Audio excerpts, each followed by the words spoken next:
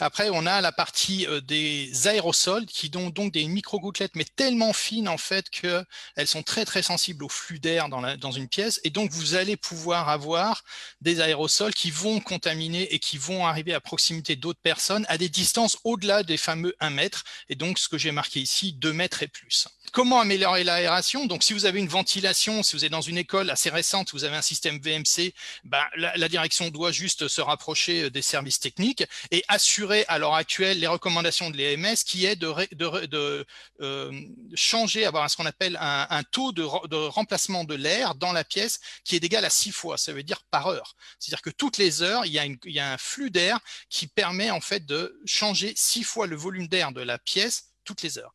Alors, qu'on soit clair, avoir les fenêtres ouvertes améliorera toujours la situation.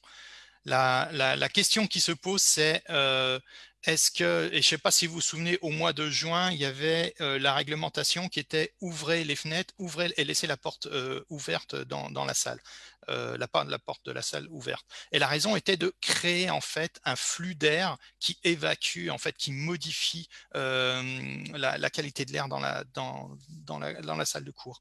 Et donc c'est là où vous pouvez utiliser réellement quand vos fenêtres s'ouvrent pas assez, essayer de mettre en place en fait un ventilateur assez bêtement en fait, hein, qui permet en fait de créer un flux. Donc le but c'est toujours faire rentrer de l'air. Donc c'est soit vous avez deux fenêtres, il y en a une où effectivement qui s'ouvre un peu plus, vous mettez un ventilateur qui va faire sortir l'air de la pièce vers l'extérieur et donc du coup mécaniquement de l'autre fenêtre l'air rentrera pour remplacer le flux d'air et vous allez créer votre flux d'air comme ça. Sinon vous pouvez mettre un ventilateur à l'entrée de la salle de cours pour faire sortir l'air de la salle de cours et à ce moment-là ça fait rentrer l'air dans la salle de cours.